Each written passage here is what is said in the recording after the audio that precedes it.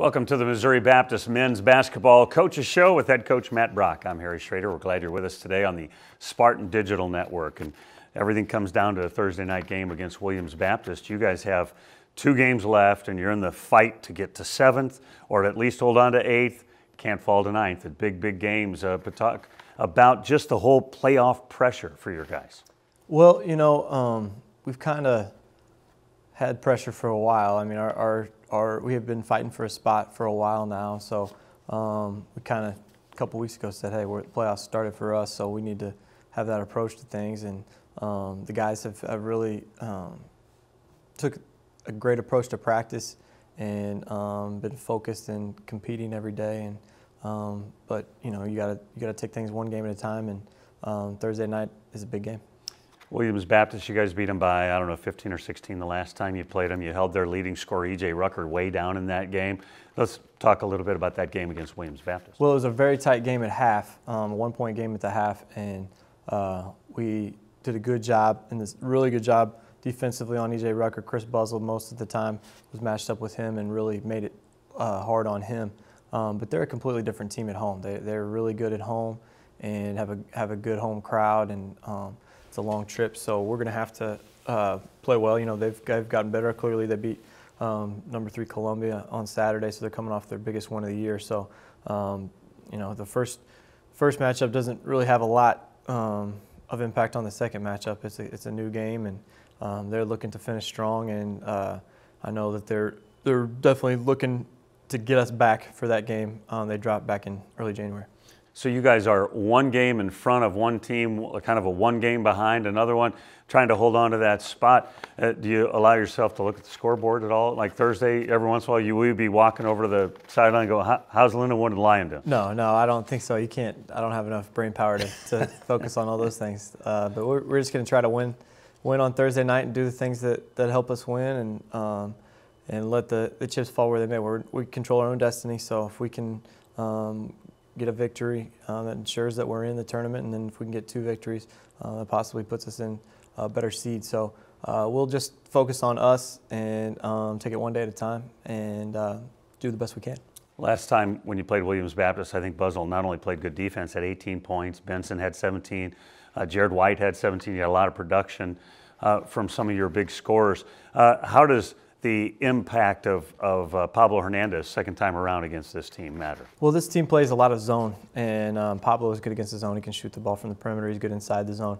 So it's nice to have him back for that.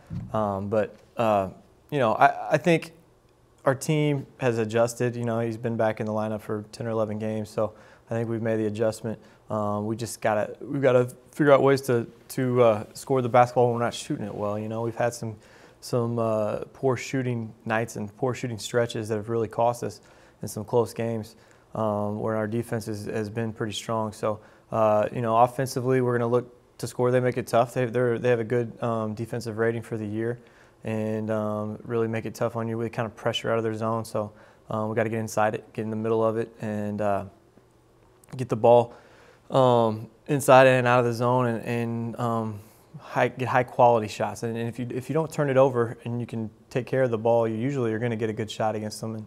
And hopefully on Thursday night we can do that. You talked about some times when maybe the shots haven't been falling, and a guy that's kind of disappeared offensively has been Luke Call. What's going on with Luke? I think it's just teams are scouting him. The guy's a really, really good shooter, and when you're in the top 10 in the country and 3-point field goals made and up there in percentage as well, they're not going to let you do that. It's we still look for him and try to find him, and he's had some good looks and had to knock him down, but he's not going to be a guy that's going to get 10 looks from 3. It's just that he's too dangerous of a shooter, so teams aren't going to allow that. We have good coaches and good preparation in our league. They're not going to allow that.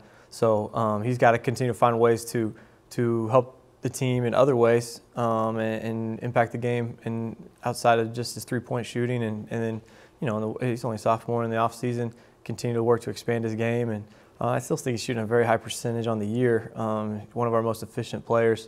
You look at the way Synergy rates players, he's one of the best players in the conference as far as offensive efficiency. So it's just a matter of getting him opportunities. And our guys always look for him and still believe in him, and we still believe in him as a coaching staff. So I'm expecting him to have a big game or two this weekend.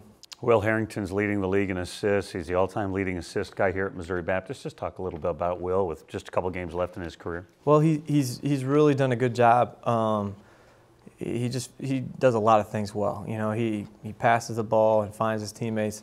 He can really rebound from the point guard position. You know, he's big and strong,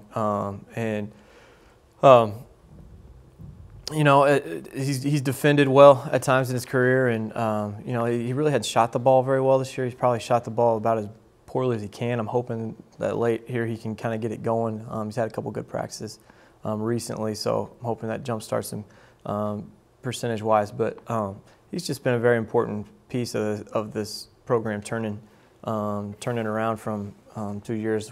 They won 13 games, and then we've been able to come in and win 34, hopefully more games in the last 2 years. So great, tremendous leader, very high character, definitely our champion of character and team captain, and has done an outstanding job for us. He's going to have a very bright future in whatever he chooses to do. He's just a tremendous man. So you've got Williams on Thursday rather than Saturday. You've got Freed Hardeman when that's no picnic, you know, and so maybe a double emphasis on the Thursday game? No, I don't think so. I mean, they're all worth one win in the win column, as we say, and I don't think we look at Freed Hardeman as a team that we can't beat. You know, they handled this here at our place. I think beat us by 9 back in late January. It was a makeup game. We got rained out on that one game, if you remember that. Yeah, iced out. Yeah. The weathermen weren't quite right exactly on right. their prediction, kind of like the predictors of the election. So. Everybody makes mistakes. You know, our guys aren't the only ones missing shots. So, no, we're going to be focused on Williams Baptist and then turn around on Friday and be focused on a really good Freed Hardeman team that can really score the ball, plays a lot different than Williams Baptist. And that's the thing about our league. There's just so many different teams that play different styles. You can't get you don't have. There's not really a stereotype for the AMC. You know, you have teams that play really fast. You have teams that are really quick. You have teams that are big and strong. You have teams that play zone defense. You have teams that play man defense. And it stretches you as a player, stretches you as a coach to be able to prepare and be able to turn the page, going from one night playing, you know, Lyon College, who's going to play 60 possessions, to Central Baptist 2 days later. They're going to try to get it to 80 possessions in a game. So it's really, the league has improved so much since 2012 when I came back into the league at my first year at Columbia. I mean, top to bottom has improved 100%. You guys are having a terrific kind of 2 years. You mentioned 13 wins for those teams, 2 years, and then now 34 the last 2. You guys have turned the corner a little bit. I was talking to a high school coach this week that said, I see Matt Brock everywhere. So you're a pretty busy guy. Well, we're trying to turn the corner. You know, the thing you got to do, you got to win on the recruiting trail before you can win on the court, and you got to win those battles, and because players win games. You know, when it comes down to it. So we're working really hard to do that. You know, I think in looking at our team, you know, I think we probably overachieved a little bit in our first year, and then second year have just been really close. We've been really close, and I mean that's kind of to sum up our season. But I really think the third year, that's going to be the challenge for us. Is going to be we've gone from bad to good. Now can we go from good to great and really catapult up into that top echelon of our league? And if we can get to the top of our league, we're definitely in the national picture because that's how good our league is now. So that'll be our focus going forward. But we still got a lot of basketball to play this year, and we got 4 really good seniors that are going to try to finish the year strong and make some noise and maybe make a run. Williams Baptist on Thursday, Freed Hardeman on Saturday, trying to earn a playoff spot and then see what they can do, what kind of damage they can do in the AMC playoffs. That's the head coach, Matt Brock. I'm Harry Schroeder. You've been watching the Men's Basketball Coaches Show here from Missouri Baptist on the Spartan Digital Network.